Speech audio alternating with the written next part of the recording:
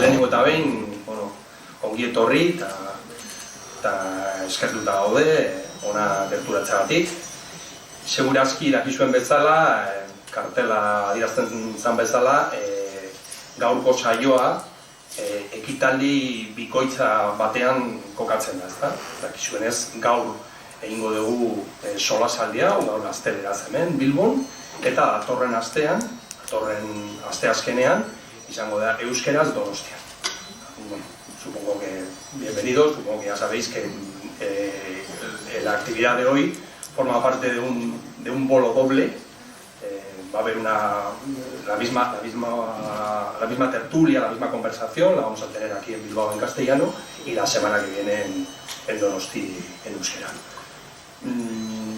Como introducción simplemente voy a plantearos quiénes organizamos la actividad de hoy, a quiénes hemos invitado a participar en la actividad de hoy y en qué va a consistir la actividad, ¿no? Como los promotores somos dos organizaciones, por un lado la Asociación Federalista, de Unión de Europeístas Federalistas, de la Federación de Federalistas del País Vasco, una asociación que promueve el modelo federal y que bueno, entre sus actividades está la promoción de distintos debates y también forma parte de su objeto de interés pues la regulación lingüística, ¿no? del plurilingüismo, la diversidad lingüística. Y la otra asociación que organizamos esta actividad doble, somos una asociación de reciente creación, tenemos año y pico, Euskara Denontzat, por un Euskera sin barreras, que es una asociación que quiere participar y promover el debate sobre política lingüística en torno a una serie de un decálogo de propuestas. Hay una página web ahí, Euskara Denontzat, y es un planteamiento de debatir sobre propuestas concretas, ¿no? Y también promovemos distintos charlas y distintas jornadas. Y bueno, pues para la charla de hoy sobre pues las complejidades y los retos de la política lingüística vasca, donde queríamos centrar el debate de la política lingüística en el contexto de Euskadi, la comunidad autónoma vasca. Ese es un poco el objeto que les planteábamos a los invitados. Y bueno, y contactamos pues, con los tres ponentes que habían venido aquí, que agradecemos su predisposición para este debate en un tema que no siempre es sencillo, ¿no? Una breve presentación en orden alfabético. Alberto López Basaguren, que es catedrático de Derecho Constitucional de la UPV y que tiene una conexión específica con la materia política lingüística, entre otras razones, porque durante unos años fue experto de la Carta Europea de las Lenguas Minoritarias del Consejo de Europa. Es un experto del Consejo de Europa para la aplicación de esa Carta de las Lenguas Minoritarias, ¿no? Y bueno, además, entre otras muchas cosas que se podría decir de sus actividades, es miembro de Federalista, una de las dos asociaciones que hoy organizamos esta actividad. También hemos invitado a Selay Nicolás, que es jurista y entre su trayectoria como profesora de universidad, como letrada de distintas administraciones, pues actualmente ejerce como letrada en el Parlamento Vasco, en el cogollo de donde se toman muchas de las decisiones que hoy aquí, en algunas de ellas vamos a debatir, ¿no? Y es letrada del Parlamento Vasco. Y por destacar también de las distintas cosas, en distintas historias en las que ha estado, es miembro también del Consejo Rector de Eusko Ikaskuntza y ha sido portavoz y miembro de la dirección de la plataforma Gure Esku Dago, la plataforma a favor del derecho a decidir, plataforma de la que sigue siendo parte, pero la que ejerció como portavoz durante varios años.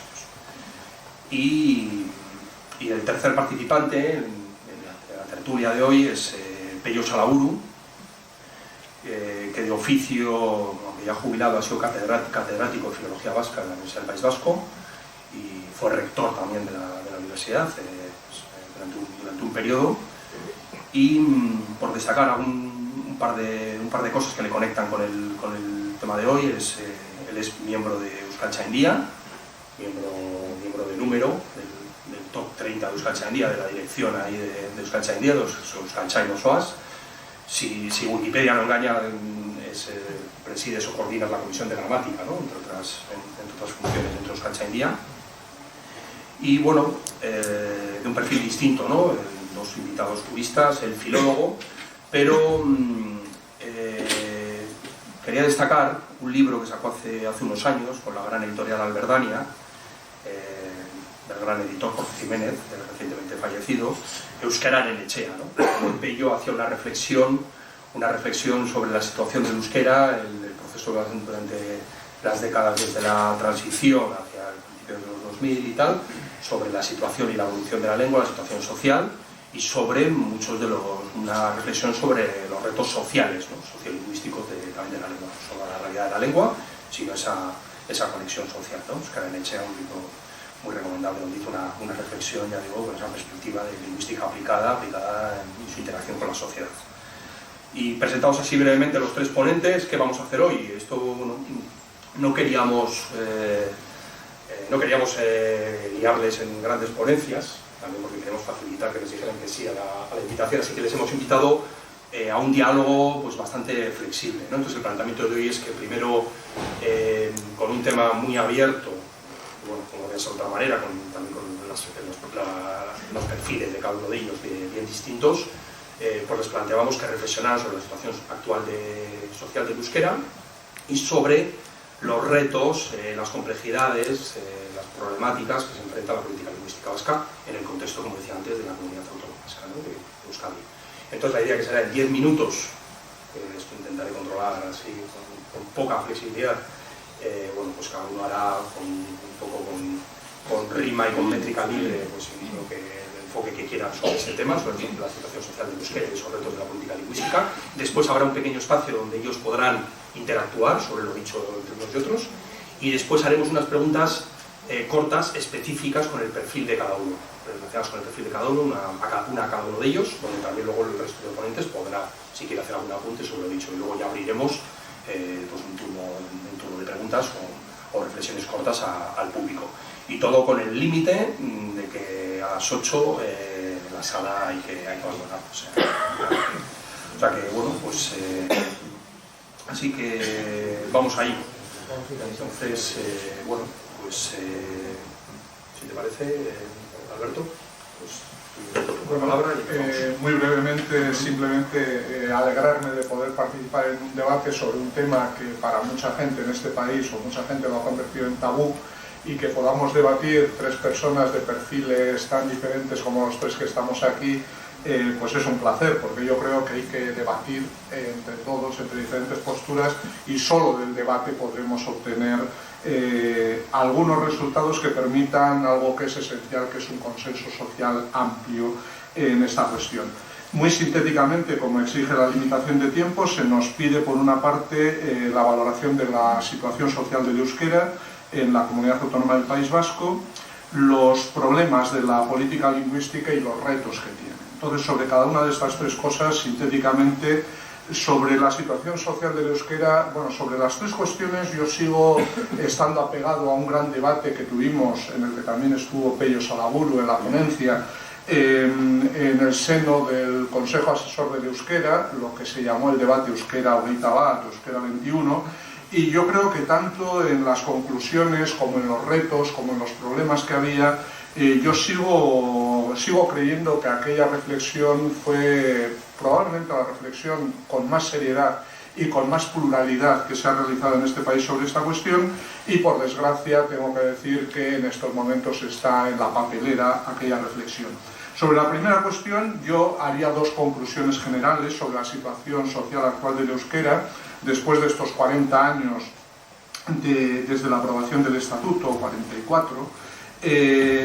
Dos conclusiones generales. La primera es que estas 4 décadas o más de 4 décadas han permitido la normalización del uso social y público del euskera. Cuando digo público, digo ante los poderes públicos, lo que en 1978 desde luego no ocurría, o en 1979.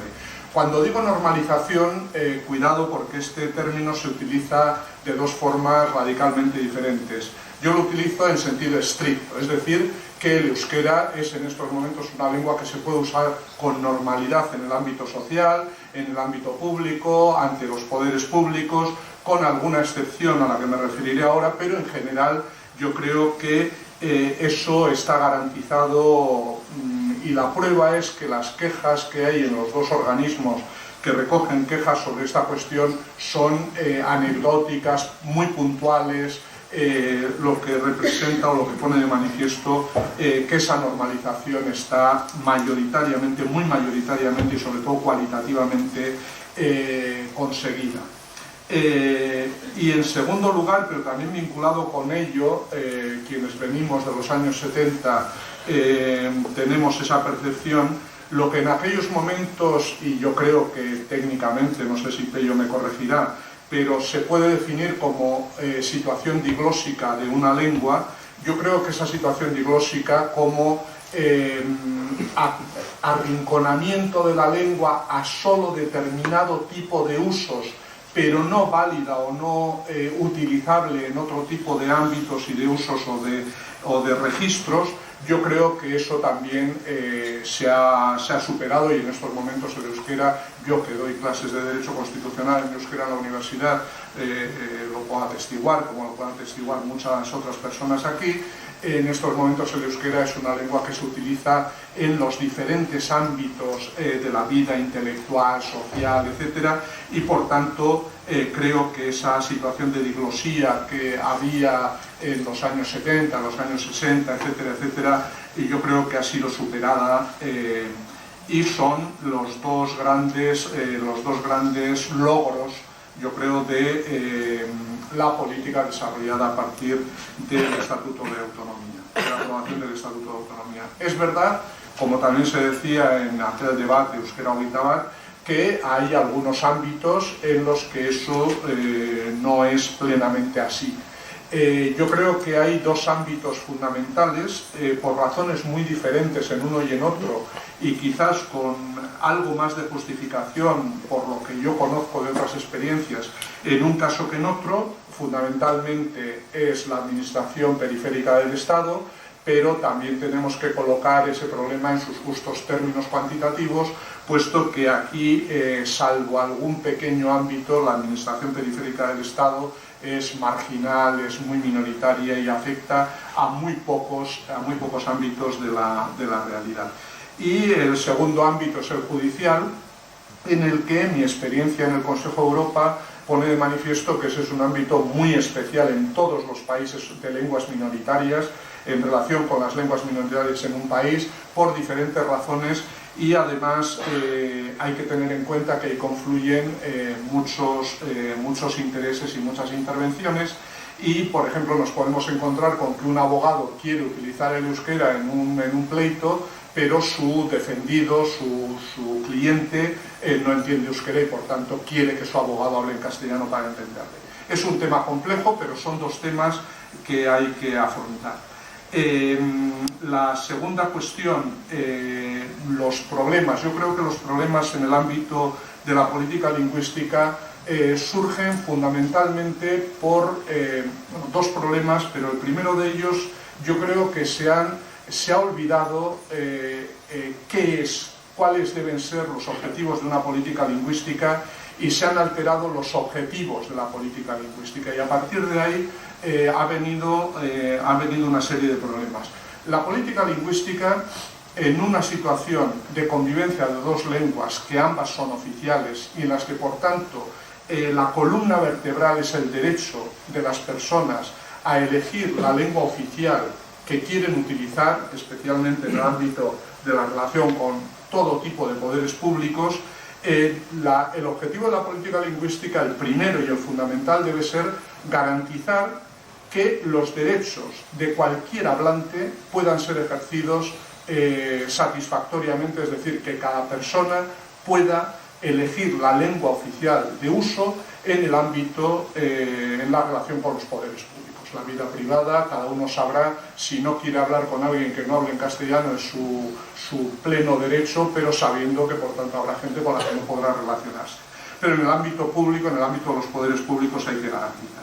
Y yo creo que se ha olvidado que el objetivo fundamental es ese, no el único, pero que el objetivo fundamental es ese, y se ha transformado en un objetivo de euskaldunización de la sociedad, como si fuese una anomalía el que en el País Vasco, en la comunidad autónoma del País Vasco, haya personas que no hablen euskera, la no asunción de que el euskera, nos guste o nos disguste, es una lengua socialmente minoritaria. Y si no partimos de la asunción de esa realidad, mal podremos articular una política lingüística que sea fructífera y que sea efectiva.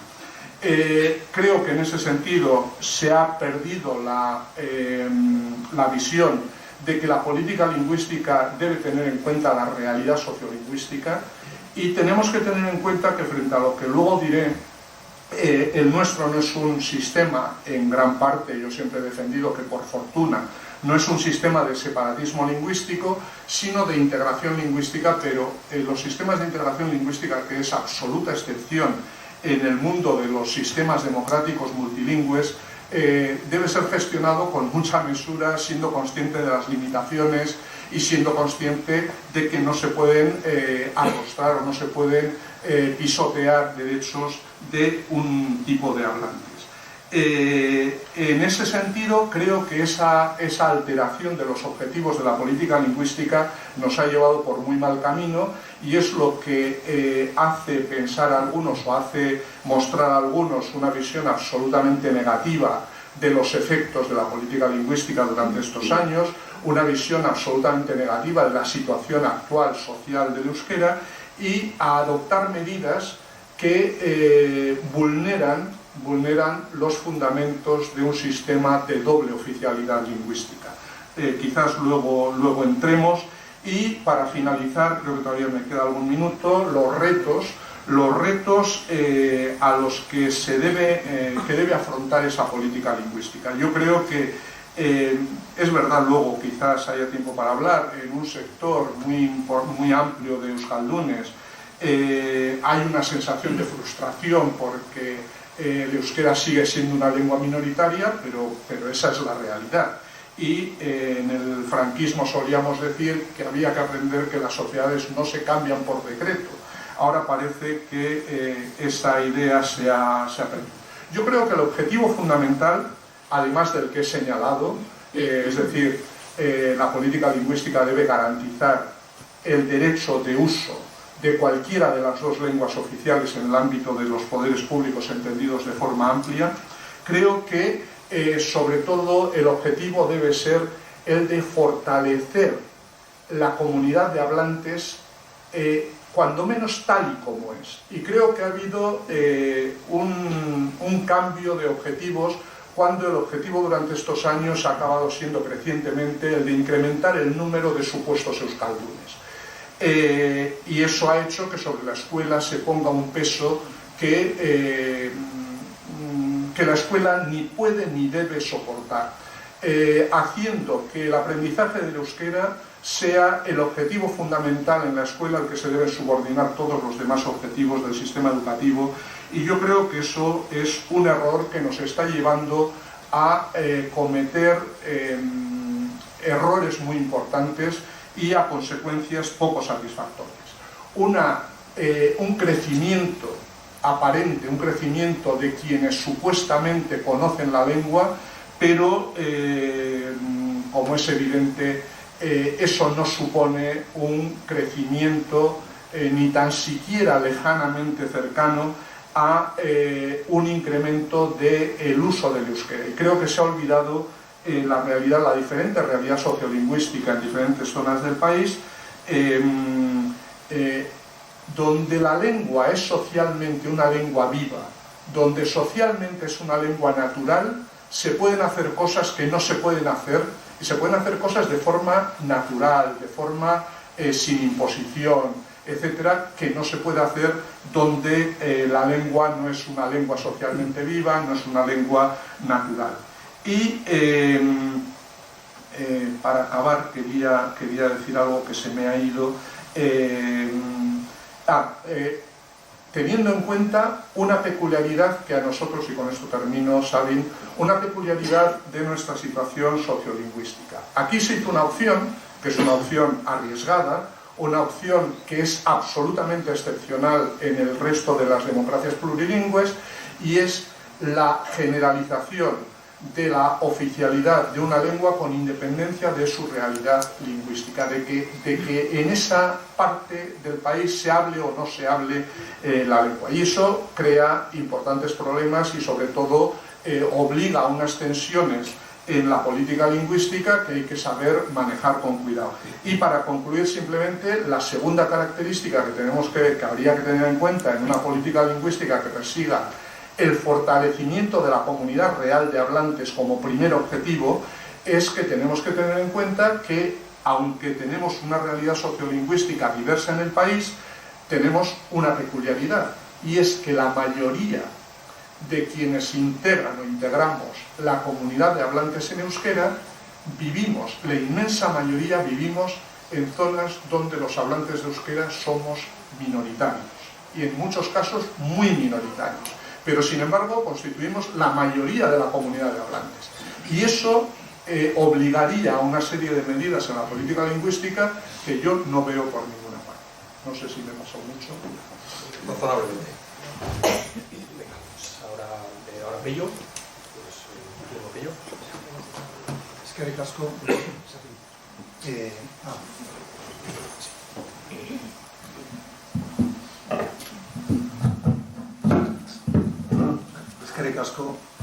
Eskerrik asko, Sabin, eskerrik asko a todos los que os habéis acercado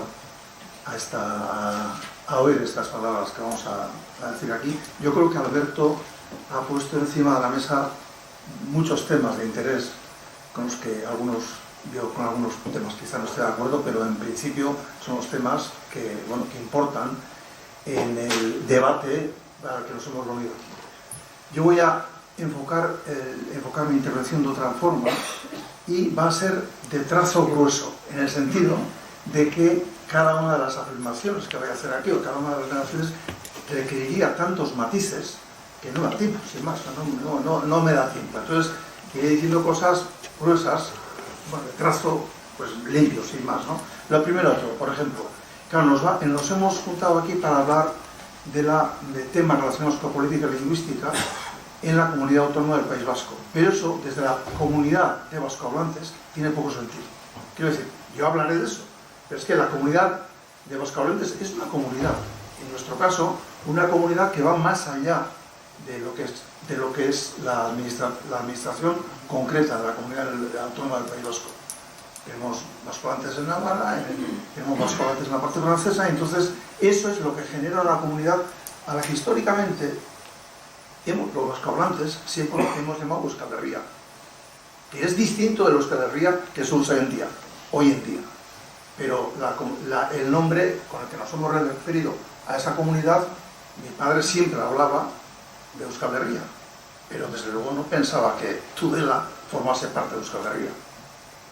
A ver, esto quiero precisarlo porque ha habido una apropiación, a mi modo de ver, indebida de ese término. No me voy a referir a eso.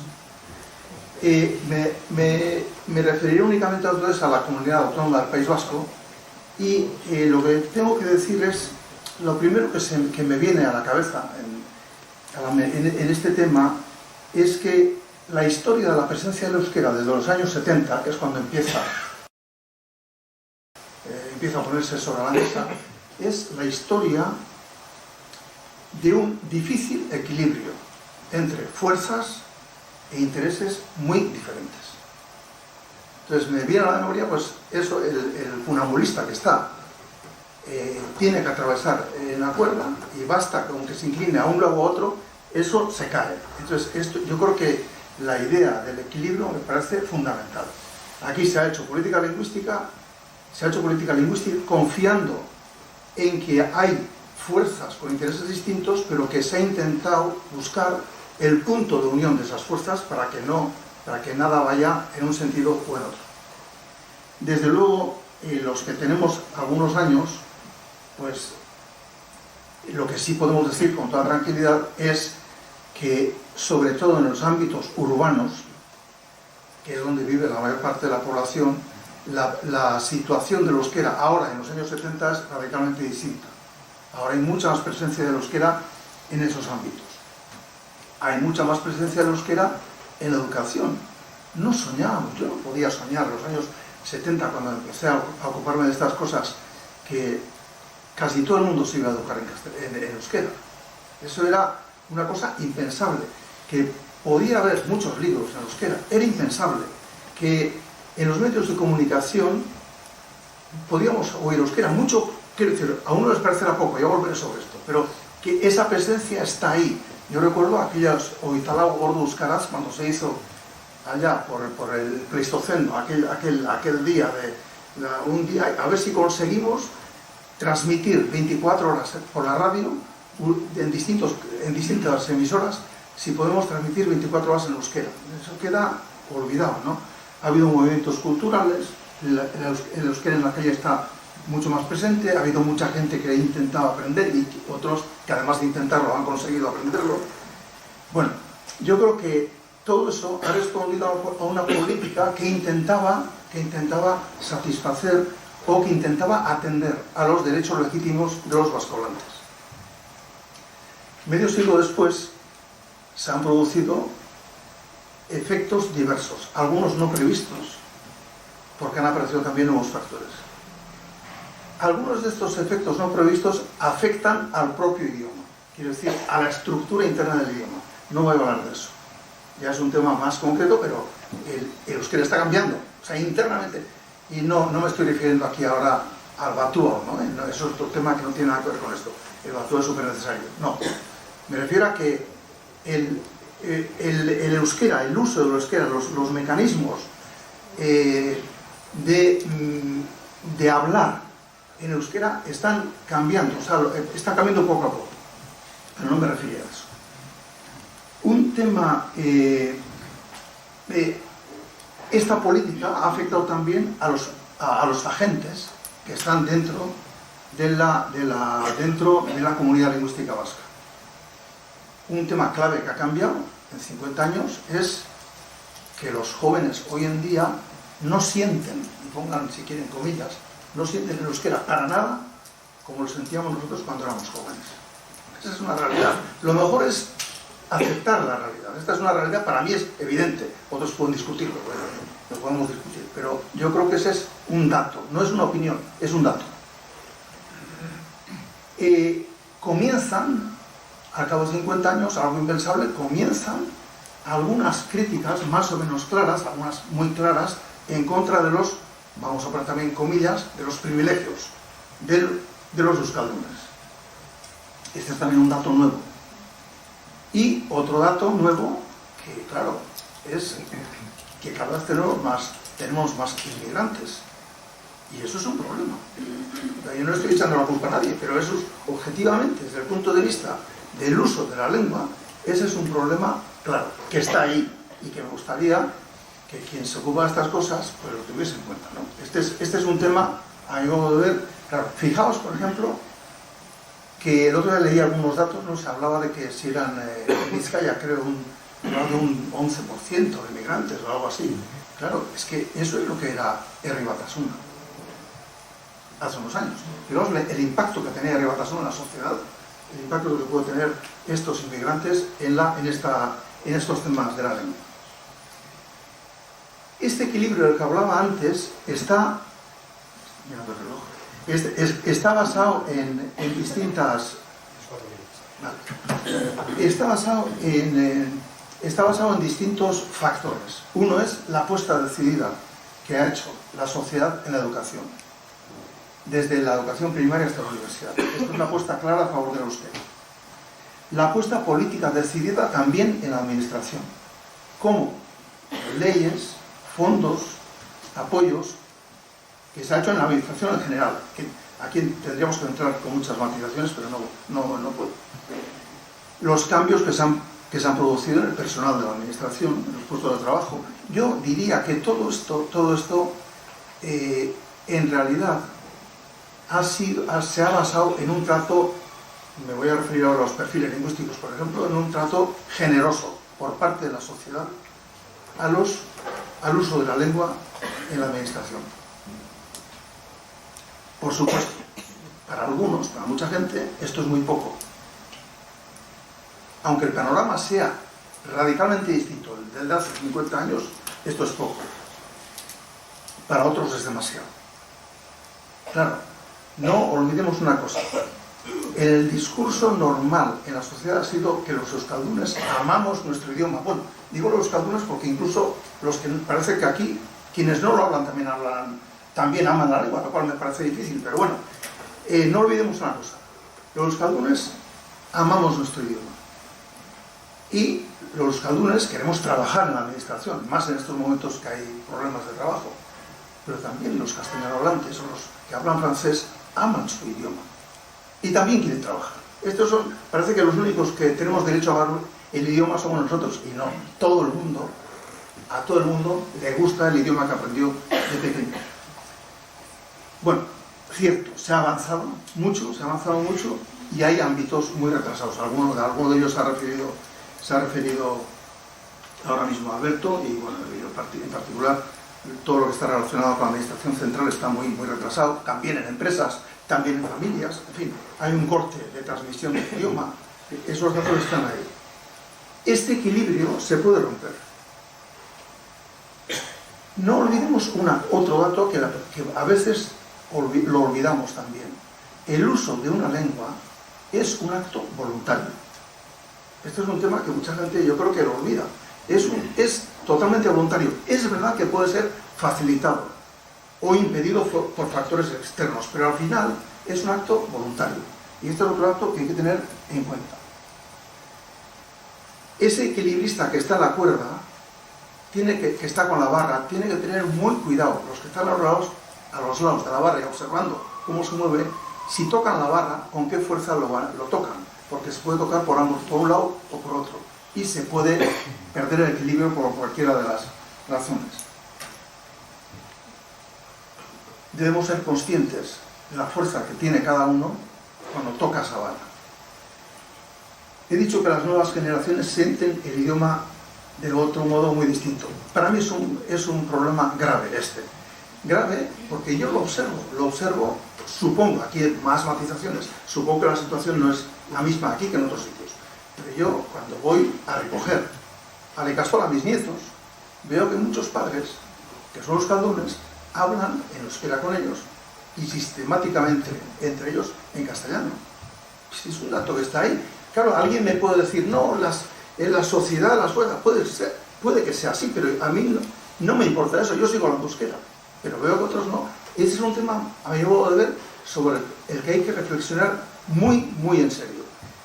Tenemos generaciones formadas en euskera, muchas veces, hijos de euskaldunes que hablan en castellano. A sus hijos les hablan en euskera, a los hijos e hijas, entre ellos en castellano. Y luego está el tema que he citado, el tema de la inmigración. Yo creo que todo, porque esto nos adentra en un terreno desconocido, yo creo que estos son algunos de los temas que una política lingüística o una reflexión sobre el idioma debería tener muy en cuenta. Y viene esto a cuenta, ya termino, también con otra afirmación de trazo grueso.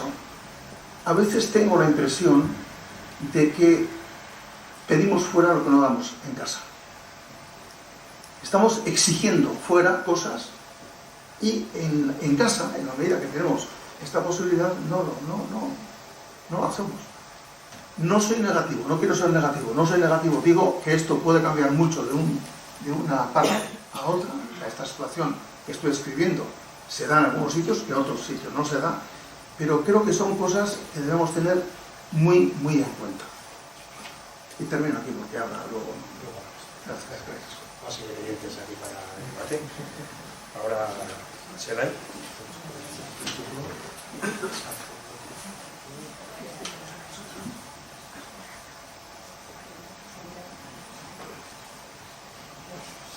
Eskerrik asko gonbidapeni. eskerrik asko euskararentzat gonbidapenagatik, benetan interesgarri ditzen zaidalako, ikuspegi desberdinak partekatzea. Hoy vamos a hacer la intervención en castellano y bueno, yo he preparado un PPT un poco que está en euskera, porque también sé que muchas de las personas que estáis aquí, pues por lo menos la lectura, muchos sabréis mejor que yo euskera incluso, y otros muchos pues podéis seguirlo también en euskera, ¿no? Pero creo que una de las claves va a estar en estas cuestiones, en saber convivir entre personas con opciones lingüísticas distintas, ¿no? En ese sentido, yo creo que efectivamente hemos partido los tres ponentes, ¿no?, de una reflexión de dónde venimos, si es que es obligatorio hacer esa reflexión, ¿no? Podemos decir, bueno, los datos que tenía yo, las reflexiones que yo he visto, pues partían de los años 60, ¿no? Y efectivamente en los años 60 el euskera estaba prohibida. Mi ama, por ejemplo, tenía sus aitas, su aita euskaldunes, y no pudo aprender euskera porque Franco no le enseñó, pero no solamente eso, no se pudo presentar a las oposiciones como maestra porque era hija de rojo separatista y redentista, y no se pudo presentar a las oposiciones como maestra hasta que no se asumió las competencias por el gobierno vasco, ¿no? Entonces hay una comunidad que ama al euskera, y tanto ama al euskera que su objetivo era que sus hijos aprendieran euskera, ¿no? Y nosotros somos la primera generación que, bueno, pues que estudiamos en las Ikastolas y que nos formamos en euskera. Entonces, si hacemos una reflexión de los años 60, efectivamente, el euskera estaba en el momento más débil de toda su historia, ¿no? Y el euskera no estaba implementado o no estaba desarrollado por todo el territorio, sino que eran islas, ¿no? Ya sabemos, sobre todo en las partes más rurales, en los ámbitos de las ciudades, pues eran una presencia mucho más escasa, ¿no? Y además estaba el grave problema de que en la medida que la edad bajaba, el conocimiento del euskera bajaba también, ¿no? Eran más euskaldunes los padres que los hijos. Pero gracias al esfuerzo de la política lingüística de estos 40 años, podemos decir que hoy en día la foto que estamos comentando es distinta, ¿no? Cada vez hay más euskaldunes en Euskal Herria, la gente joven, sobre todo, hay mucha gente euskaldun, pero hay mucha gente que entiende el euskera, de la RIPRES, ¿no?, que se ha puesto con el euskera al día, ¿no? Hay mucha gente que ya es capaz de entender, quizás no de hablar, pero sí de entender, ¿no? Y sobre todo en la gente joven. Y eso facilita mucho, como vamos a ver luego, la posibilidad de hacer nuevas políticas lingüísticas, ¿no? La actitud del euskera, como bien ha dicho Pello, ¿no?, y ha dicho también Alberto, ha sido muy positiva, y la sociedad era consciente de cómo estaba el euskera y no queremos perder una riqueza como la que tenemos, ¿no? Y la actitud, por tanto, pues ha sido de generosidad, abierta. Y lo que sí ocurre es que en los últimos estudios que se están haciendo aparecen algunos elementos que preocupan, que también hay que tenerlos en cuenta, ¿no? Entre ellos, por descartar algunos, es que en las zonas arnasgune, ¿no?, en las zonas donde el euskera tenía un uso muy densificado, se está viendo pues que se empieza a utilizar menos. Vemos que las referencias de la cultura en euskera pues están bajando. Vemos que la referencia de Euskal Telebista, que ha sido fundamental en el proceso de normalización del euskera, por el momento en que las televisiones están, pues ya no es tan referente. Y vemos que el uso, quizás que pensábamos que el conocimiento automáticamente nos iba a dar un uso, pues ese uso parece como que está estancado, ¿no? Y el estatus jurídico de la lengua pues está en ocasiones, y recientemente pues hemos visto sentencias, ¿no?, pues que lo ponen en duda, ¿no? Entonces, por eso lo pongo en rosa, porque creo que hay una reflexión que tenemos que hacer como sociedad, y es: ¿somos conscientes de que vivimos en una sociedad multilingüe, donde el euskera es la lengua propia de este país? Y eso me lleva a hacer una reflexión también cara al futuro, porque los que estamos aquí, yo ya tengo 56 años, 56 todavía no, 55, pero ya voy para los 56, Y yo lo que sí he recibido de las anteriores generaciones, de Euskaltzaindia, de Andrés Urrutia, que fue profesor mío, de muchos profesores y de muchos andereños y gente euskaldun que ha abierto su casa y ha abierto sus ámbitos de relación a una persona que no tiene los padres euskaldunes y que no traía el euskera de casa, lo que sí nos ha permitido es disponer de muchos recursos y de muchos medios con los que yo me he podido euskaldunizar. Yo en este momento tengo un nivel de euskera, digo, no sé, delante de un Euskaltzaindia, no me atrevo a decir, pero yo me arreglo muy bien en euskera, tan bien en euskera como en castellano.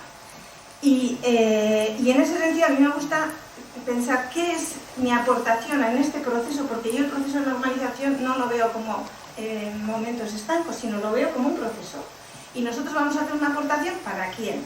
Bueno, pues tenemos que empezar a pensar en el futuro, tenemos que empezar a reflexionar que nuestros hijos, nuestros nietos van a necesitar más recursos para que el euskera esté en un uso normalizado. En la medida que las personas entiendan el euskera, será más fácil que el derecho de elección lingüística se pueda utilizar. Entonces en el Parlamento, entre la gente que es euskaldun, yo hablo euskera y ellos me contestan en castellano y nosotros seguimos en euskera y ellos me dicen sigue hablando en euskera porque así yo hago mucha práctica. Claro, son actitudes, son comportamientos distintos que no estamos acostumbrados y quizás somos pioneros, no lo sé si seremos pioneros o no, pero sí veo que las personas que aman el euskera y que quieren que el euskera se desarrolle con normalidad, que siga en ese proceso, pues bueno, que tenemos que adoptar actitudes distintas que hasta ahora pues, se ven como raras, ¿no? Y luego, un dato, Eustat ha hecho un análisis prospectivo a 2036. Dentro de 10 años, los jóvenes de 10 a 14 años, el 90,5% son euskaldunes. Y las siguientes generaciones que ya nos están viniendo a nosotros al Parlamento, de juristas, son euskaldunes. Tienen como mínimo el perfil 3, como mínimo, incluso algunos ya con el perfil 4.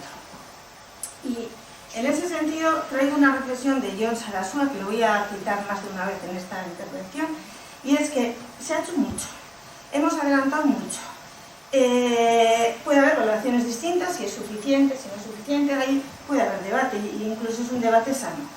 Pero hay una reflexión que creo que tenemos que hacer. Hasta ahora hemos hecho las cosas de una manera, y a partir de ahora los datos son distintos, como voy a intentar explicar, y al ser los datos sociolingüísticamente diferentes, también nuestra política lingüística tiene retos distintos y nos tenemos que ir acomodando dentro de ese concepto y ese proceso. Y voy a ir muy rápido. En el conocimiento, los mayores de 16 años, hoy en día, el 74% es euskaldun. Yendo por los territorios, en Álava, una cuarta parte de la población es euskaldun. En Vizcaya, un tercio de la población es euskaldun. Y en Guipúzcoa la mitad. Es decir, hay una comunidad euskaldun vascohablante, que tiene unos derechos lingüísticos y que los tenemos que respetar. Si nos vamos al uso, claro, es que conocimiento y uso, ya sabemos, porque eso nos lo dicen los estudios sociolingüísticos, no es automático. Yo, que estudié en la Ikastola, empecé a hablar euskera igual a los 20. Cuando mi novio empezábamos a tener después de que un lasandreño nos decían en euskera, en euskera, el andereño decía, pero nosotros tomamos la conciencia de que teníamos que hablar pues a partir de una edad. Entonces, a mí no me preocupa mucho, no es que no me preocupa, pero los datos sociolingüísticos nos dan una comunidad de un 33%, la mitad de la población usa el euskera.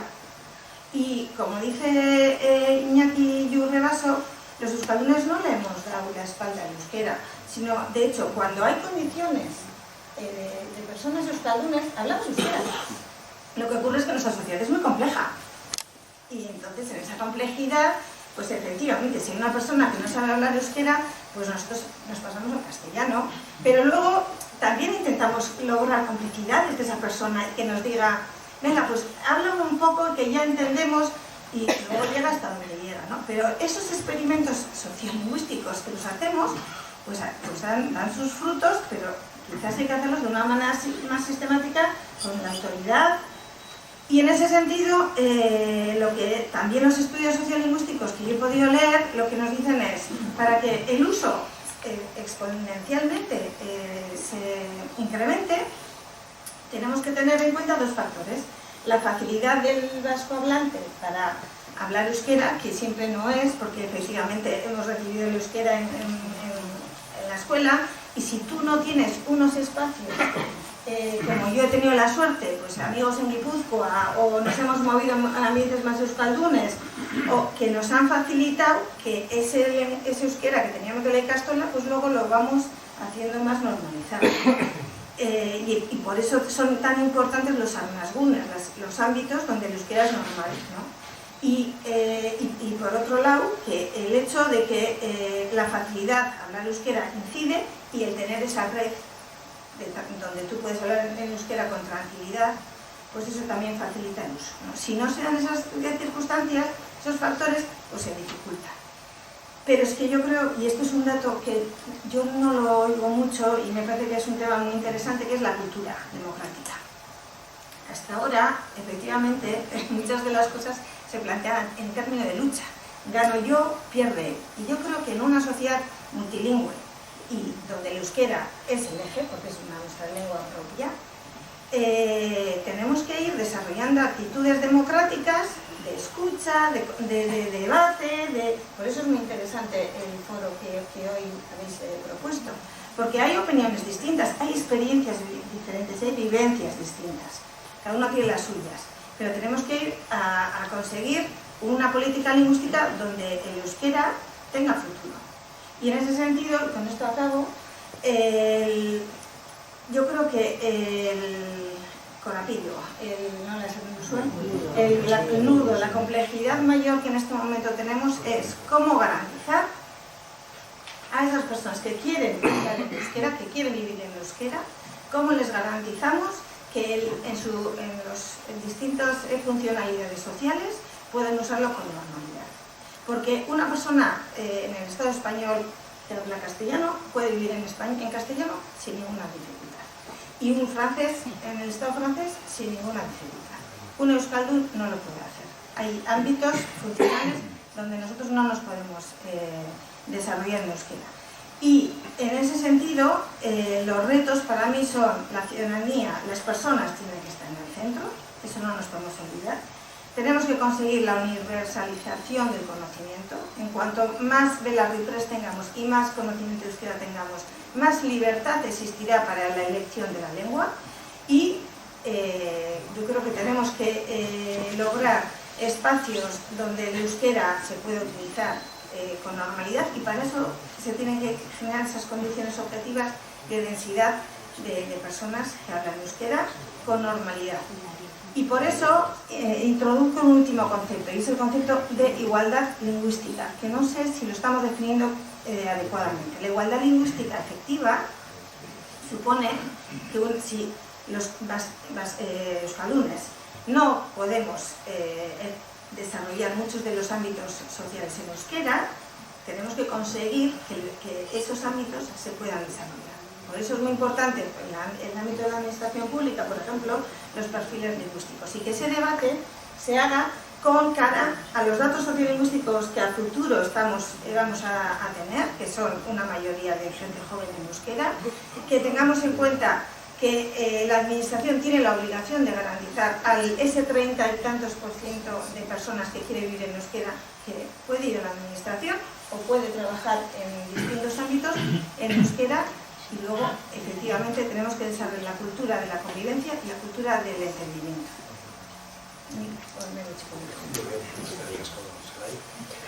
Venga, pues después de todos estos ingredientes, todos estos elementos para el debate, ahora hay un pequeño segundo turno, en 3 minutos, pues cada uno podéis lo que queráis apuntar, comentar, al hilo de lo que se ha quedado en el tintero o al hilo de las otras intervenciones. Venga.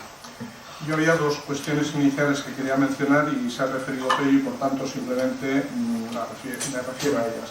En primer lugar, la política lingüística no solo no está teniendo en cuenta la situación ya de una importante migración en la comunidad autónoma, además de no tener en cuenta la realidad sociolingüística, sino que no está previendo la sociedad que nos viene. La inmigración va a ser, o este país entra en trance de desaparición, o va a ser importantísima en los próximos tiempos. Y yo creo que la política lingüística que se está practicando va a chocar radicalmente con esa nueva sociedad. La segunda cuestión que quería mencionar, y también lo ha dicho Pello, es los cambios en las actitudes generacionales, y se está funcionando con esquemas de nuestras generaciones de jóvenes de los años 70, y yo creo que eso no va a funcionar. Quería insistir más en dos cuestiones. Una, también se ha referido Pello cuando habla del equilibrio. En una sociedad en la que dos lenguas son oficiales en igualdad de condiciones, pero una lengua es socialmente claramente minoritaria, como es el euskera, ese equilibrio es fundamental. Y ese equilibrio es el que ha permitido, sobre todo inicialmente, sobre unas bases que fueron objeto de un consenso amplio y que yo creo que fueron un acierto, ha permitido avanzar de una forma mayoritariamente o suficientemente pacífica con aceptación social. Eso se ha ido rompiendo y en estos momentos hay clara voluntad en importantes sectores sociopolíticos de romper con esos fundamentos, y yo creo que eso va a ser lo que pone en riesgo, lo que va a poner en mayor riesgo de que la política lingüística se convierta en un ámbito claro de confrontación. Una de las especificaciones de ese asunto es lo de esas sentencias judiciales de las que tanto se viene hablando, y sobre todo es muy significativo la interpretación que se ha hecho por un sector muy mayoritario de la comunidad euskaldun de lo que han supuesto esas sentencias como una ofensiva judicial contra el euskera. No puede ser calificado de ofensiva judicial si vamos analizando sentencia a sentencia. Es ofensiva judicial contra el euskera, voy a poner el ejemplo más claro, pero podría poner todos los demás. El que se diga que en una bolsa de sustituciones no se puede excluir a las personas que no tengan acreditado perfil lingüístico porque no se sabe si las plazas que van a tener que hacer sustitución tienen ese requisito o no, eso no puede ser calificado, y me parece que es muy significativo de la, y lo digo expresamente, manipulación que hay en la interpretación de qué está pasando. ¿Qué está pasando? Está pasando que se ha considerado que era un momento en el que se podían saltar todas las barreras del índice de obligado cumplimiento, en un momento en el que hay un proceso por imposición de la Unión Europea de regularización de personas que están como interinos, y se ha aprovechado para personas que llevan un decenio, más de un decenio, en un puesto como interinos, ahora de repente ven que no se pueden presentar a la plaza en la que llevan más de 10 años. Claro, eso es romper el equilibrio ese al que se refería Pedro. Y para concluir, dos cosas. O conseguimos que haya, y ese debe ser un objetivo fundamental a mi juicio de la política lingüística, además de lo que he dicho, o conseguimos que haya una comunidad de vascohablantes real para la que hablar en euskera sea una lengua natural, para que el euskera sea una lengua natural, o estaremos yendo hacia un fracaso histórico tremendo. Las estadísticas, los censos, etcétera, haber aprendido euskera no significa ser euskaldun y tener el euskera como una lengua en la que te puedes expresar naturalmente. Y si no es una lengua en la que te expresas con naturalidad, tenderás a mantener las apariencias de que hablas en euskera con ciertas personas en ciertos momentos, pero en cuanto tengas que hablar lo que te sale de dentro, hablarás en castellano. Y esa misma experiencia que se refería a Pello, yo creo que la conocemos todos. No sé si no es la experiencia de Zelay, pero sí es la mía, de personas que hablan en euskera, lo voy a decir en plan más bestia que Pello, con los hijos o con los críos y con los perros o los gatos. Pero luego el ejemplo que dan a esos hijos es que entre ellos, cuando hay que hablar de verdad, hablan en castellano. Y los hijos, lo hemos aprendido ya suficientemente, no hacen lo que les dices que tienen que hacer, sino hacen lo que ven que haces. Y creo que ese es un problema importante. Para concluir, eso nos puede llevar a un riesgo que hasta ahora se excluía en la comunidad vascohablante. Y es una situación creciente, no digo igual, pero crecientemente a la irlandesa, en la que todo el mundo sabe algo de euskera, pero casi nadie habla realmente gaélico. Y eso me parece que debiera ser lo que debiera preocupar fundamentalmente, más que seguir obsesionándose con que se incremente el número de supuestos euskaldunes para luego aplicar unas políticas para unos supuestos hablantes que no van a usar nunca la lengua. 3 minutos. Sí, bueno, pues la verdad es que Alberto ha dicho algunas de las cosas a las que me he referido yo, lo ha dicho mucho mejor que lo puedo decir yo, o sea que es la desventaja de tener juristas en la mesa. Bueno, de todos modos quería hacer alguna puntualización de algunas cosas, porque a veces me da la impresión de que tenemos demasiados clichés. Vamos a ver, Celay se ha referido a la persecución del euskera, y es verdad que en muchas zonas se ha perseguido el euskera, pero hay que ser coherente. Si hablamos de una comunidad lingüística, en esa comunidad, incluso en el franquismo, la relación con el euskera ha variado mucho de un sitio a otro. Yo quería poner aquí una foto, no lo he podido pasar de esto, tengo aquí. Yo me encontré con el castellano por vez primera en mi vida a los 5 años, cuando fui a la escuela. Una zona rural, absolutamente vasca, euskaldun, y el único ámbito, claro, de introducción era la escuela, ¿no? Bien, las maestras que tuve procuraban atendernos en euskera. Se lo puedo decir porque esa es mi experiencia. Hacían un esfuerzo. Yo creo que es del año, tenía que mirarlo, creo que es del año, tendría 7 años. A mí el gobierno de la Diputación Foral de Navarra, en su día, me dio un diploma por saber euskera y me dio, y mucho más importante que eso, y quería poner la foto del diploma, mucho más importante que eso, me dio 200 pesetas en la caja de ahorros, que era un dineral. Aquello era un dineral, por saber euskera. Y eso se hizo en toda Navarra. Hay miles de personas como yo que tenemos, bueno, yo los he guardado, tengo el mío y el de mi hermano, los he guardado y quería mostrarlos, porque se perseguir, yo no puedo decir que se persiguiera el euskera, lo que sí puedo decir es que era un choque para una persona que nace en un pueblo pequeño, va a la escuela y se encuentra con un idioma desconocido. Eso era un choque, pero de ahí nadie me ha prohibido a mí hablar en euskera, nunca, que yo recuerdo, jamás. Una vez me llamaron la atención en Madrid, porque iba con mi familia y me llamó la atención uno que pasaba. Pero yo no, esa no es, y eso hay que ser coherente, eso es parte de la comunidad lingüística vasca. Ahora, yo sé, una vez dicho eso, sé que en otros sitios la experiencia es radicalmente distinta. El programa este lo impulsó Amadeo Marco, que era un eximio franquista, era presidente de la Diputación, pero muy vascófilo. Era del Roncal y él es el que hizo esto, y hubo a través de Miguel Javier Rumeneta, otra persona tenía por franquista, y Satrusti, que iban de pueblo en pueblo haciendo el examen a los niños a ver si sabíamos euskera. Al que era Benarriprest, el que podía entender, pero no hablaba euskera, le metían solo 100 y decían, el año que viene vendremos y te daremos otros 100. Eso lo he vivido yo, o sea que no. Bien, cuando hablo, vale, perfecto. Una segunda matización que quería hacer es también cuando decimos que depende de las circunstancias, depende de las condiciones, hablamos euskera o no, yo creo que eso es verdad y no es verdad, las dos cosas. Hay muchas veces que en idénticas condiciones vascohablantes, euskaldunes, utilizan el euskera y otros utilizan el castellano.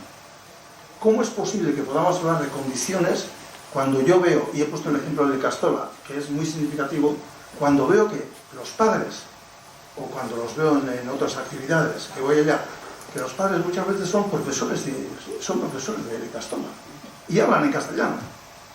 Eso se ve aquí. Entonces yo no estoy echando a ver, no quiero echar nada en cara a nadie.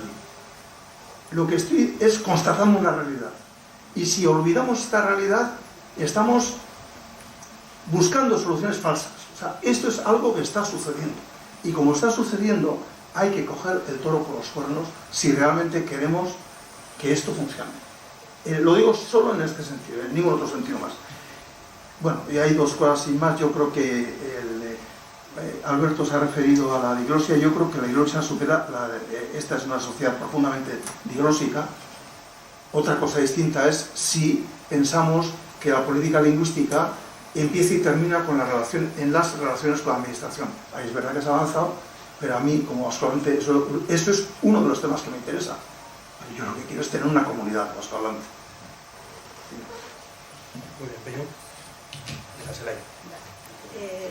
Yo quería hacer... yo quiero hacer una reflexión. Es que a mí los términos muy alarmantes en este tema no me gustan, porque me parece que no nos permiten centrar el momento histórico en el que estamos. Y en este momento Euskaltzaindia ha puesto en marcha un debate estructurado, como en una sociedad democrática se hacen las cosas.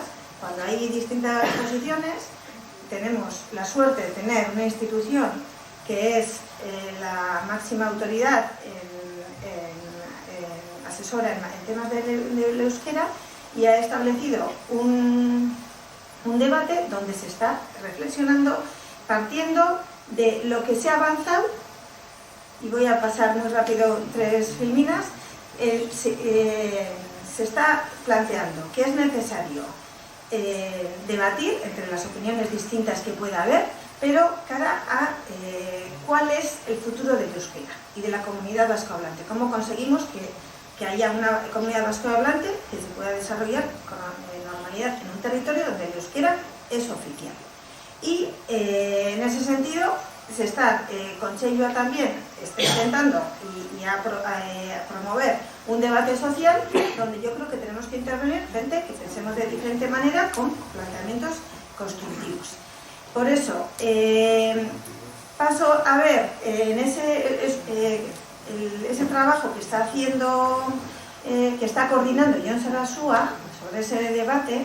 Lo que deja en evidencia es el esfuerzo colectivo de esta sociedad, y todos esos campos que ahí veis son los que se han estado trabajando durante estos 40 años. O sea, el trabajo que se ha hecho en materia de normalización del euskera ha abordado todos esos campos y ha tenido un impulso social y ha tenido un impulso institucional, a veces bien coordinado y otras veces no tan bien coordinado. Y efectivamente hay un relato que tenemos que actualizar. Y en ese sentido están planteando continuar en 7 campos donde se estaban trabajando y abordar 4 nuevos saltos, 4 nuevos retos. Y claro, los retos, por ejemplo, antes os ha comentado Pello, el ámbito laboral, bueno, los 7 aspectos donde ya se está trabajando, y ahí, por ejemplo, aparece también el tema de los inmigrantes, porque a mí me parece un poco peligroso por la experiencia que tengo yo con los inmigrantes, Hay inmigrantes que cuando no te diriges a ellos en euskera, dicen: ¿y por qué no hablas conmigo en euskera? Si yo he aprendido en la Ikastola o en la escuela. Es decir, yo no comparto, porque esta sociedad, muchos de los euskaldunes actualmente, y yo no voy a poner de ejemplo, Bertsolari, que sus padres eran de Cáceres.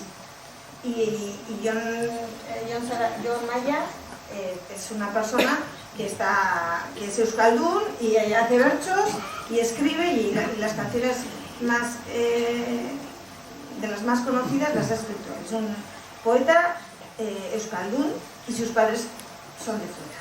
Y a Jon no le categorizar a los emigrantes como personas que no van a ser capaces de aprender el euskera. A mí, yo por la experiencia que tengo con los emigrantes, de hecho se suelen enfadar porque dicen: yo puedo aprender euskera igual que has aprendido tú, y yo quiero medios, y mis hijos son euskaldunes y yo apuesto por el euskera. Y 4 yausis, 4 retos que nos plantea a hacer, pues efectivamente cómo euskaldunizamos el ámbito laboral, cómo ofrecemos un espacio de tiempo libre, de cultural, para que efectivamente las personas no solamente puedan hablar euskera en los centros escolares, sino que también se puedan comunicar en el ámbito cultural y deportivo en euskera, los medios de comunicación, cómo los utilizamos para que el euskera también continúe su proceso de normalización, y el tema de la educación, cómo conseguimos que los alumnos aprendan euskera y efectivamente quien más necesita, pues más recursos tenga. Y con esto lo único, creo que efectivamente el gran reto es que tenemos que reactualizar el discurso, y en este discurso hemos tenido una caja que hemos protegido, que hemos alimentado, y ahora la estamos abriendo, y efectivamente pues hay situaciones en que son incómodas para muchas personas, porque hasta ahora quizás no ha convivido con gente que trabaja o que habla euskera, y ahora cada vez se le hace más normal que haya gente que hable euskera, y a veces se tiene que quedar esperando. Mi ama a veces escucha y luego me dice: ¿qué habéis dicho? Y nosotros comentamos.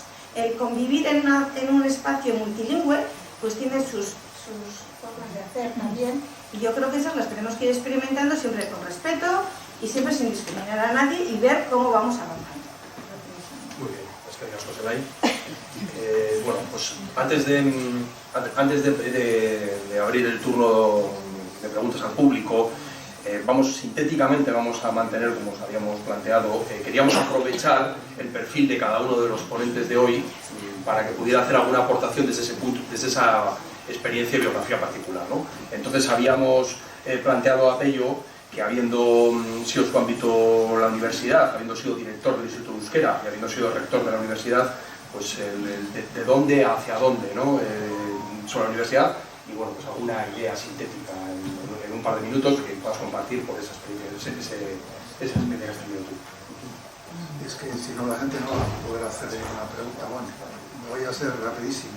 No tiene nada que ver la universidad hoy en día, la presencia de euskera en la universidad hoy en día, con la que tenía hace 40 o 50 años. De nuevo me refiero solo a la Universidad del País Vasco. Hay varias universidades más en nuestro entorno, pero me refiero a la Universidad del País Vasco. Curiosamente, cuando preparaba esto, pues no es fácil encontrar datos. Una cosa que me ha sorprendido, he tenido que hacer llamadas por teléfono, incluso después de las llamadas, ya tú vas a mandar, pero no. En fin, todas las universidades normalmente fuera tienen en el apartado principal que dice facts. Entras ahí y es un resumen de toda la... Pues yo sobre euskera he tenido que, para decir que hoy en día, esta es una diferencia enorme, que hoy en día el 54% de los alumnos de la universidad están matriculados en euskera, en líneas en euskera, pues lo he visto en recortes de prensa. No he podido encontrar. Lo que sí es verdad es que la oferta, es otro ámbito, la oferta de euskera es muy grande en estos momentos. En la universidad, en fin, voy a abreviar en la universidad de las titulaciones que tenemos en marcha, y con oferta idéntica o de igual peso en euskera y en castellano, o incluso con un peso superior en euskera en cuanto a oferta de asignaturas, pues estamos ya, son 60, y todo el resto son 8, 5, 13, 15, o sea, el resto, los otros 15, es algo menor. O sea, esta es la gran diferencia. La oferta que tenemos hoy en día en la universidad en euskera es mayor que en castellano. ¿Cómo se explica esto? Pues muy fácilmente. Hoy hay asignaturas obligatorias, hay materias optativas, y puede ser el caso de que en las optativas pueda haber 6 optativas en euskera y 3 en castellano. Voy a decir eso, ¿vale? Son cosas técnicas en las que no voy a entrar. Solamente 2 preguntas.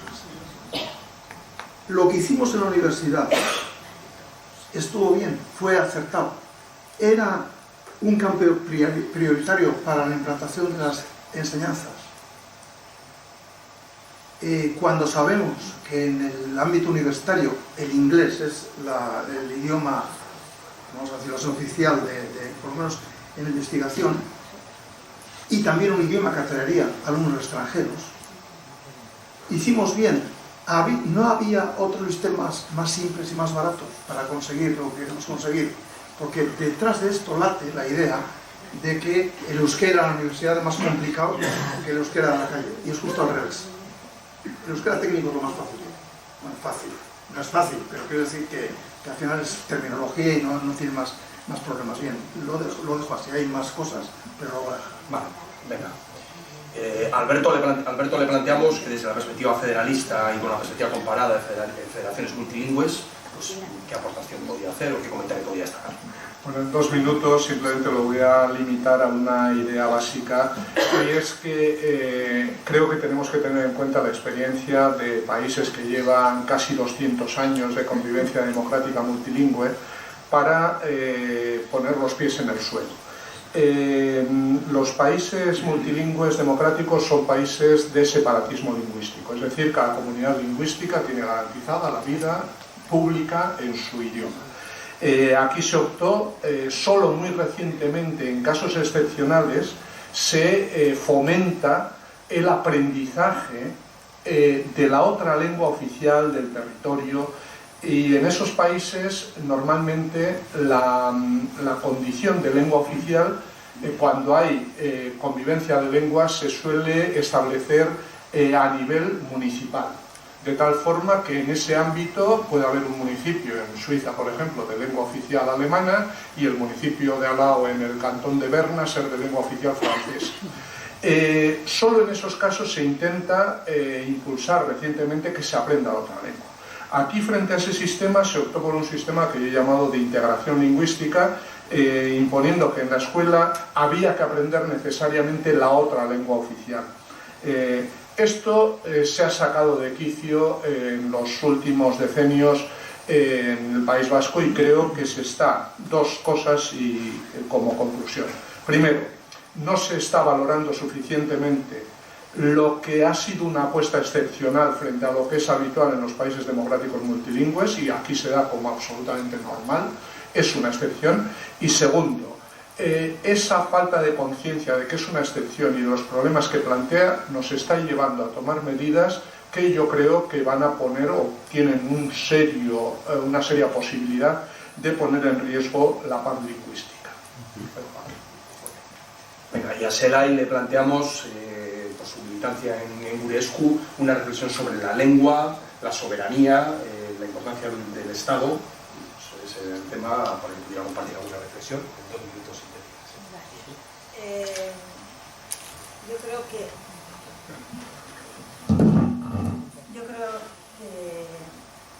el euskera, la política lingüística desde un punto de vista soberanista, conlleva que las decisiones las tomemos aquí. De hecho, la competencia en materia lingüística del régimen jurídico es propia de la comunidad autónoma vasca. Y en ese sentido, pues la lengua propia, ya sabéis que tenemos lengua oficial, hay 2 lenguas oficiales y hay una lengua que es propia. Y el euskera, como lengua propia, tiene capacidad de poder adoptar medidas para promover y para proteger y para promover. En ese sentido, yo creo que la política lingüística no debe ser condicionada por poderes que no sean propios del territorio, y que tenemos que tener capacidad de hacer debates democráticos entre las personas que formamos esta comunidad. Y para mí es muy importante la deliberación participativa, que la propia sociedad participe en esos debates. Por eso me parece tan interesante ese foro que ha puesto Euskaltzaindia, y que esos debates sociales, que lleguemos a acuerdos también socialmente, que podamos trasladar a las instituciones desde la propia sociedad, y que esas instituciones luego, con las mayorías democráticas correspondientes, adopten las decisiones que consideren oportunas, con las que podremos seguir pues, interactuando y poder controlar a través de los mecanismos que tenemos. Creo que la lengua oficial, el régimen jurídico de la lengua oficial y la convivencia entre el euskera y el castellano también debe ser una decisión que tenemos que adoptar aquí. Y en cuanto a los derechos lingüísticos, pues tenemos que buscar unos mecanismos que nos permitan garantizar la elección de lengua, el uso de la lengua, y cómo vamos a ir consiguiendo esos espacios funcionales de uso normalizado y de mayor densidad, donde la gente que sabe euskera, o bien porque lo entiende, o bien porque lo sabe usar, pues que sepa convivir y que se pueda ir trabajando y pudiendo ofrecer el servicio a la ciudadanía en la vida. Y lo único, una última reflexión que quería ver, no me daba tiempo, y es que también creo que el feminismo también debe tomar en este ámbito protagonismo. Y yo creo que el feminismo, entre otras muchas de las cosas buenas que nos trae, nos aporta una idea que se está trabajando por IDUR, por Lorea, por Leire, de que el euskera debe ir crear zaintza espacio, un espacio de cuidados también.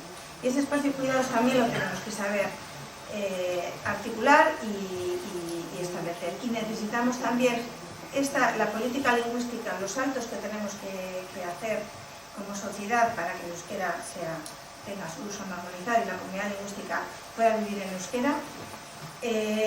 Esos esfuerzos, como cualquier esfuerzo, necesitan también un acompañamiento de una gestión de las emociones, de los miedos.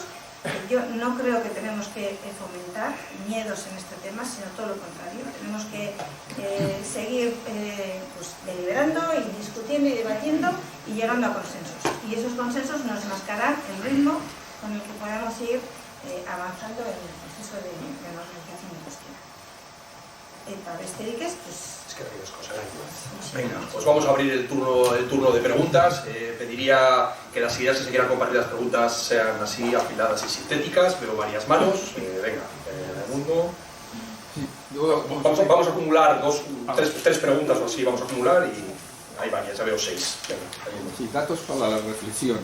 ¿Por qué en Cataluña la COPE, Antena 3 y todas las radios, cuando desconectan del nacional, hablan en catalán y en Euskadi ninguna habla en euskera? ¿Por qué el correo tiene más euskera en la página web que el Deia? ¿Por qué Elkar, en la librería que hay enfrente del Gobierno Civil, los libros de euskera y las novedades están en el sótano y en la primera planta es todo castellano? ¿Por qué la televista solo la oye o la ve el 2%? Ahora creo que ha aumentado porque Danza está punta en euskera.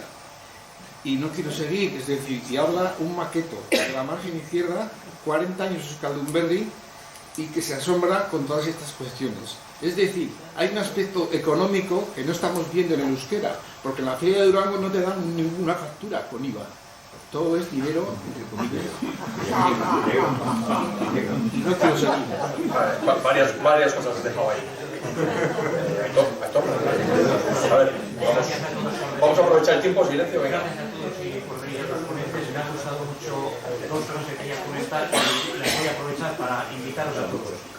Alberto ha expresado muy bien que la finalidad de la política lingüística de origen tenía que ser que se nos ofrezca la relación con la administración pública en euskera y que somos una excepción porque se ha tratado de aplicar una ley independientemente del contexto sociolingüístico, como si en Valdegovía fuera lo mismo que en Mesaca. Y me ha gustado mucho la idea también de Pello de que, aparte de la comunidad autónoma, hay una comunidad de los euskaldunes. Yo soy euskaldun y trabajo en euskera. Pero sí se os ha olvidado una pata muy importante, que es la asistencia sanitaria. Y desgraciadamente sigue sin puntualización, pero también limitación. Hemos optado por un camino muy erróneo, que es el de los perfiles lingüísticos, que para muchos es una imposición. Voy a poner un ejemplo que imagínate que te dedicas a hacer biopsias o informes de anatomía patológica y nunca vas a tener un trato con un paciente. No sé por qué le tengo que pedir euskera. Pero en cambio esa política basada en porcentajes implica que se hace ad hoc, por pura casualidad lo que te toque. Y eso en medicina está perdido. Entiendo que sois juristas, que sois mucho más, pero de medicina aquí, lo siento, pero la gente no sabe. Sí me ha gustado lo que ha explicado Alberto de que hay otros contextos. Uno, por ejemplo, es Canadá, ¿no? Cómo se están aplicando otro tipo de ideas, de leyes, pero teniendo en cuenta también que la realidad sociolingüística es muy diferente en Ontario que en New Brunswick o que en Quebec. Entonces, una herramienta muy importante, o dos herramientas muy importantes que nos pueden ayudar, una es la de los estándares clínicos. Lo intenté, lo propuse al Parlamento y no me hicieron ni caso, porque un estándar clínico puede atravesar una frontera. Y un estándar clínico se puede aplicar en Ataun y en Leitza. Ataun es Guipúzcoa y Leitza es Navarra, sin imponer a nadie el euskera en Tudela. pero para que esa persona de Uiza tenga asistencia en euskera.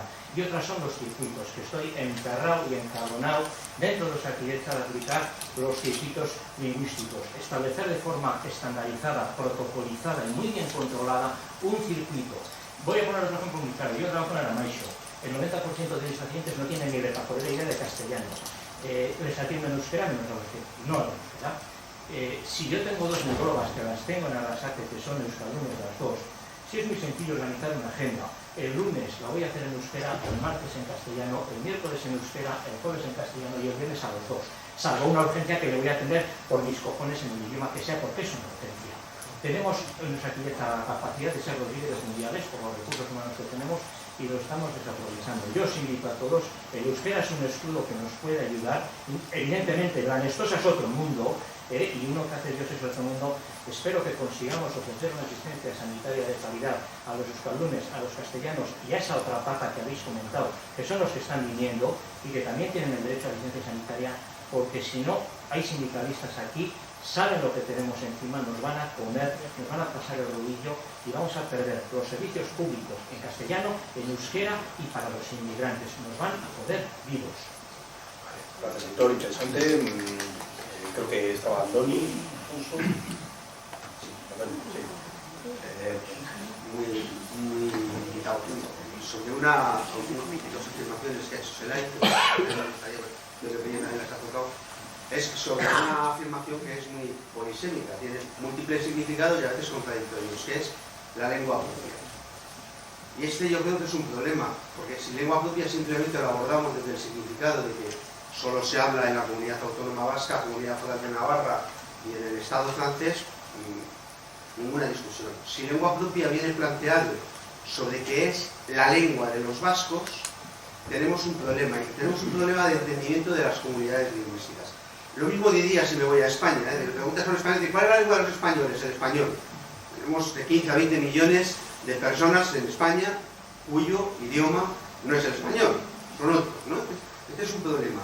Yo, la pregunta sería, ¿desde qué sitio lo abordamos? Porque si lo abordamos en el sitio en que el castellano no es la lengua de los vascos, desde un sentido político, jurídico-político, tenemos un problema. Entonces, ese tema es un tema que a mí me come mucho la cabeza, porque creo que es uno de los ruidos que tenemos a la hora de las comunidades lingüísticas ponernos de acuerdo en muchas cosas. La pregunta central. Bueno, lo primero agradecer a las dos elkartes que han organizado la tarde de hoy y a los que estáis en la mesa, a los ponentes, ¿no? Se ha tocado muy brevemente el tema, se ha mencionado algo que estamos escuchando mucho en medios de comunicación, como es esto de la ofensiva judicial contra el euskera. Creo que es al margen de lo que cada uno piense, sobre si hay o no hay una ofensiva judicial contra el euskera, al margen de lo que cada uno opine sobre eso.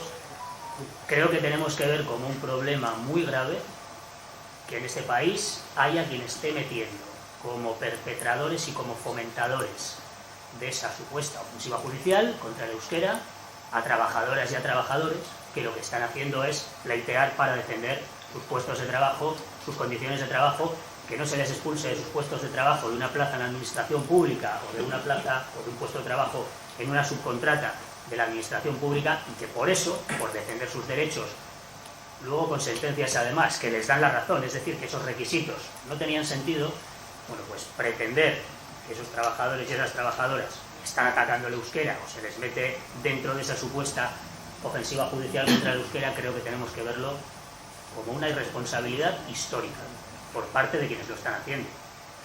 Y creo, ojalá me equivoque, pero creo que también es algo que puede hacer mucho daño al idioma. Y creo que tenemos que verlo así. El hecho de que a esos trabajadoras y a esos trabajadores se les esté señalando con concentraciones delante de los juzgados cuando están teniendo lugar esos pleitos, creo que es algo terrible. Como digo, creo que es una irresponsabilidad histórica. Y brevemente, se ha mencionado que hay sindicalistas en la sala, yo soy uno de ellos, de Comisiones Obreras, concretamente. El caso que mejor conocemos, que además hay compañeros aquí que lo conocen mejor, como el de las empresas privadas, subcontratas, empresas privadas que atienden las casas de cultura del Ayuntamiento de Baracaldo, si aterrizamos en el escenario de esos trabajadores y esas trabajadoras, lo que se les dice prácticamente de la noche a la mañana es, después de muchos años en su puesto de trabajo, trabajando en euskera, y atendiendo en euskera en muchos casos a la gente, se les dice, no vale simplemente atender y trabajar en euskera, tenéis que acreditar un perfil. Sois una empresa privada, no tenéis ningún tipo de liberación, ni facilidades, ni os vamos a ayudar, ni en tiempo, ni en dinero, pero tenéis que acreditar ese perfil, y si no, a la calle. Pretender que esa gente que se defiende son parte de una ofensiva judicial contra el euskera es una absurdez histórica y una irresponsabilidad. Nosotros irá citando luego las cosas, los ponentes, las que queréis entrar, ¿eh? Bueno, gracias por la charla, ha sido una maravilla. Y os voy a lanzar 4 píldoras muy sencillas. O sea, ser euskaldun es un infierno. O sea, sinceramente, en mi experiencia personal, yo he sido euskaldun 40 años y he sido euskaldun 7. Y cuando conoces la situación real del euskera es cuando usas el euskera, cuando te preocupas por saber euskera y por intentar hablarlo y promocionarlo y pelear por él. En ese momento conoces cuál es la situación real del euskera, cuál es la tendencia de las personas y la posición de muchas personas respecto a la lengua, que no la conocías antes y tenías una idea muy equivocada. Y es cuando estás dentro, cuando la conoces. Entonces no hay un verdadero entorno real en el que dos personas tengan el mismo derecho. Una persona nacida euskaldun deja de tener un derecho que una persona nacida euskaldun tiene. Y yo eso lo he comprobado con mis propias hijas, porque mis hijas, bueno, por suerte o por desgracia, mi mujer habla inglés, yo les hablo en euskera, no conocen el castellano, y yo veo su mundo es infernal. Es un mundo donde los funcionarios públicos, yo voy, hablo en euskera y me responden en castellano. Me para la Ertzaintza, de 7 agentes, ninguno era capaz de hablar en euskera. Ni uno solo. Era capaz, no te digo ya si le puedes pedir un B2, no sé, lo decía el compañero que si aquí que si hablaban o no hablaban los funcionarios. Es que mi hija deje de tener un derecho porque otra persona lo tenga, a mí me cuesta creer que eso sea posible también, ¿no? Y lo veo desde mi punto de vista. Y luego el problema más grande que tiene el euskera, y eso sí lo he interiorizado también en la actividad política en la que me he movido y en las personas que he conocido, el problema más grande que tiene es la desconexión que existe entre las personas que tienen una identidad política y una ideología política de un tipo que debería promocionar, defender y impulsar el euskera de manera, vamos, sin duda alguna, en el que en estos casos debería ser la excepción el castellano, incluso en el uso, debería tenderse hacia eso, y eso no ocurre, es decir, yo eso lo veo continuamente. Hay personas individuales que tienen, digamos, son euskalsales, que tienen o tienden a tener esa preocupación, pero no es algo que debería ser el leitmotiv de esas personas. Por último, o sea, solo dos píldoras. Última píldora. Nuestra sociedad no es una sociedad bilingüe. No es verdad. Cuando decía Alberto no, que la gente se eligió el sistema de que todo el mundo aprenda todo. Bueno, porque nadie puede no aprender el otro. Tú no tienes derecho a no saber castellano. Tú no puedes no aprender castellano ni vivir sin castellano. Yo voy mucho a Irlanda, y algún día hablaremos de la situación de Gaélico, pero bueno, nada tiene que ver con el euskera, o sea, no se puede, es incomparable. Gaélico en 1850 estaba más desaparecido que el euskera en el año 60. Pero la situación de una sociedad es bilingüe cuando unas personas saben un idioma, otros otro, y algunas otras personas saben los dos. Y el mundo, yo me dedico a la informática, el mundo es en inglés, el euskera le pueden llamar que es un obstáculo que no sirve para nada. El castellano sirve para campo con el mundo real, como el euskera. Tú dices, no hablas con 500 millones de personas, no hablas con nadie. Tú no hablas con los 500 millones de personas. Esas 500 millones de personas, cuando tienen un negocio y haces una reunión online, es en inglés, todo es en inglés. Los pilotos hablan en inglés, los barcos mercantes hablan en inglés. Vas a academia.edu, como ha dicho Pello, el 90% de toda la ciencia del planeta está en inglés, pero es que el año pasado estaba en 90 y pico %. Es decir, que tiende a no existir. Cuando haya, y esto es una píldora que algunos no estáis de acuerdo, pero hay un momento que una parte de la sociedad vasca tiene que ser libre de no aprender castellano y aprender inglés. ¿Por qué una persona no puede ser libre simplemente de hablar euskera e inglés o elegir que sus hijos no aprendan castellano para tener una sociedad bilingüe real y poder desarrollar una vida en ese idioma? Hasta que eso no lo tengamos, no es real todo lo que hacemos. Nada más. Muchas gracias. A ver, veo tres brazos, os pido esfuerzo sintético final. A ver, Disney. Súper sintético. Lo habéis mencionado de alguna manera los tres, habéis hablado de normalización y muy específicamente Xelai, que me ha encantado, ha hablado, bueno, ha puesto un poco en cuestión la cuestión de los datos sobre el uso del euskera, ¿no? Y y lo que de alguna manera condiciona el entorno a que efectivamente los datos del uso pues sean relativos, porque no somos libres, como decía el compañero, de expresarnos en euskera si hay algún castellano parlante en la sala, por decirlo de alguna manera. Voy al grano. Es posible, y sobre todo se lo digo a Alberto, ¿crees que es posible fortalecer el número de hablantes sin incrementarlo? O sea, quiero decir, ¿es posible proteger el número de hablantes, de vascohablantes en la actualidad, sin incrementar efectivamente el número de vascohablantes en la sociedad? Dos brazos y el minuto final que van a tener para ver lo que os puede responder a las reflexiones. A ver, bueno, yo voy a tratar de ser breve. Sí. Me ha parecido muy interesante y quería introducir algún matiz que no se usa. Bueno, creo que a lo mejor la cuestión está en lo que habéis hablado, sobre todo Alberto y Pello, sobre el equilibrio, ¿no? O sea, que estamos en una cuerda floja y ese equilibrio se ha roto, pero se ha roto por determinados sectores y se ha roto porque se ha querido romper. O sea, los acuerdos sociales, políticos y sindicales con el tema de luego lo que se ha llamado ataque de los jueces se han dado. O sea, se han dado porque se ha querido saltar las normas para subir un listón. No sé si es lo más importante, pero creo que quiero decirlo, ha salido y me parece que ese tema se tiene que tener en cuenta, ¿no?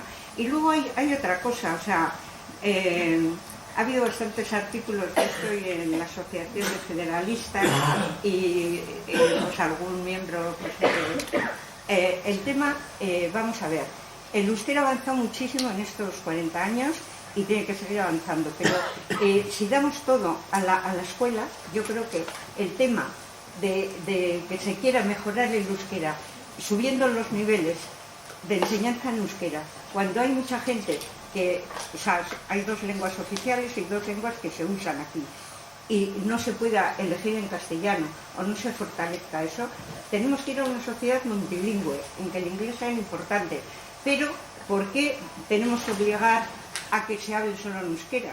O sea, me estoy explicando mal, pero yo creo que mucha gente, y de la gente que estamos aquí, optamos en nuestro momento porque la inmersión lingüística del euskera de nuestros hijos. Optamos por aprender euskera o intentarlo, no sé qué. Entonces tenemos nuestro corazoncito ahí, pero tenemos que ver que los datos hoy en día de nivel educativo dejan que desear. A lo mejor lo último que digo, con una elección entre euskera, inglés, castellano, libre, avanzaríamos. Venga, 30 segundos la última palabra. Sí, y se cierra, sí, ya cerramos. Espera un momento, no hagáis estampida. No. A ver, sí. A ver, un segundo, sí.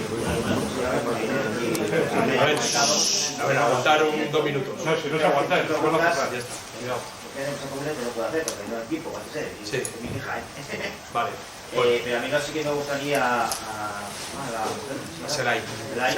Es que va a hacer el grupo de bueno, lo que se me veo que hay una persona que de la política vasca, también la veo aquí, sobre la situación de las mujeres vasco-parlastas que trabajan en la administración vasca, en la cual este año algunas de esas mujeres, las que se la pudiera saber, van a ser expulsadas por parte de las administraciones porque su idioma no está reconocido y se le impide el conocimiento de sus derechos y van a perder su plaza. ¿Qué es lo que van a hacer por esas compañías? Que yo tengo casos, ya tenemos 3 casos, a los que yo no sé, ¿qué van a hacer exactamente por esas personas, esas ciudadanas?